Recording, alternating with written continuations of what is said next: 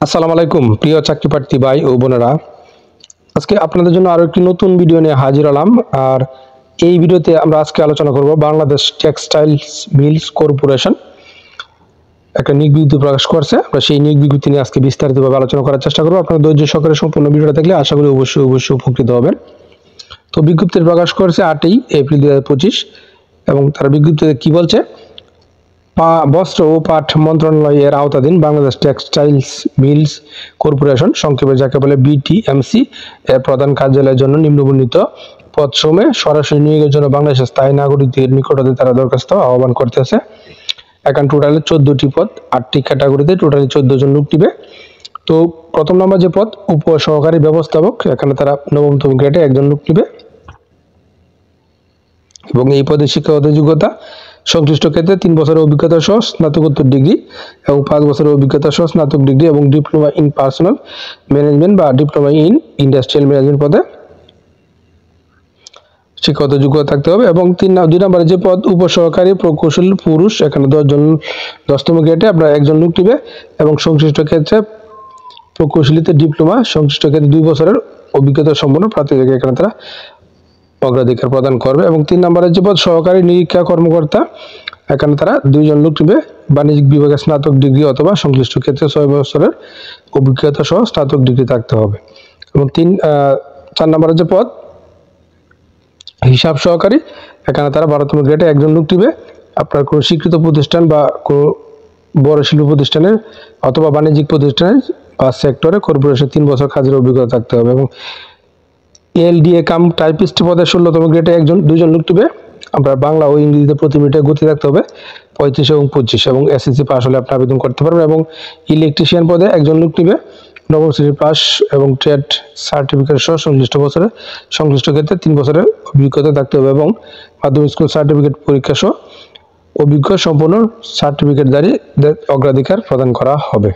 7 নম্বরের যে পদ, গাড়ি চালক, এখানে 2 জন লোক নিবে, 3 বছরের অভিজ্ঞতা থাকতে হবে এবং বাড়ি যানবাহন ও ড্রাইভিং লাইসেন্সের ক্ষেত্রে 8ম শ্রেণী পাস এবং যানবাহনের যন্ত্রাংশ রক্ষণাবেক্ষণ জ্ঞান থাকতে হবে। এবং 8 নম্বরের যে পদ, অফিস সহায়ক, 4 জন লোক নিবে, এখানে স্পেশাল বাইসাইকেল চালানো আপনাকে সমর্থন 8ম শ্রেণী পাস হতে হবে। এবং এই পদে যদি আপনি আবেদন করতে চান, আপনাকে আরো কিছু শর্ত অবশ্যই জানতে হবে।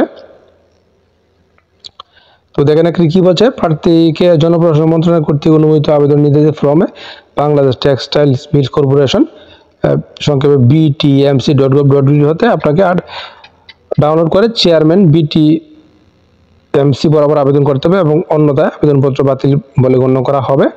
এবং 1 নং পদের জন্য 200 টাকা, 2 নং পদের জন্য 200 টাকা, 3 ও 4 নং পদের জন্য 150 টাকা এবং 6, 5, 6, 7 নং পদের জন্য 100 টাকা এবং 8 নং পদের জন্য 50 টাকা। এবং সকল ক্ষেত্রে অনগ্রসর জাতিগোষ্ঠী তাদের ক্ষেত্রে আপনার 50 টাকা। ব্যাংক ডাক বা pay order Bangladesh Textile Mills Corporation অনুকূলে আপনাকে সংযুক্ত করতে হবে। এবং প্রার্থীকে অবশ্যই 9 মে 2025 তারিখে অফিস চলাকালীন সময়ের মধ্যে ডাকযোগে অথবা সরাসরি বা বিটিএমসি প্রধান কার্যালয়ে সংরক্ষিত বাক্সে আবেদনপত্র পৌঁছাতে হবে। এবং প্রার্থীকে যে ঠিকানায় বাছাই পরীক্ষার প্রবেশপত্র পেতে চান সেই ঠিকানা সম্বলিত 10/4 ইঞ্চি বাই 10 ইঞ্চি মাপের একটা 10 টাকা ডাক টিকিট সম্বলিত একটি ফেরত কম আপনাকে সঙ্গে আবেদনপত্রের সঙ্গে দিতে হবে। এবং আবেদনপত্র 9 মে 2025 তারিখে প্রার্থীর বয়স উল্লেখ করতে হবে এবং খামের উপর অবশ্যই পদের নাম ও নিজ জেলা আপনাকে স্পষ্ট করে উল্লেখ করতে হবে। এবং সরকারি আধা সরকারি স্বায়ত্তশাসিত প্রতিষ্ঠান যারা কর্মরত আছেন তারা অবশ্যই আবেদন কর্তৃপক্ষের অনুমতি সাপেক্ষে আবেদন করবেন। এবং মৌখিক পরীক্ষার সময় আপনার অনুমতিপত্র যে মূল কপি সেটাকে আপনার প্রদর্শন করতে হবে।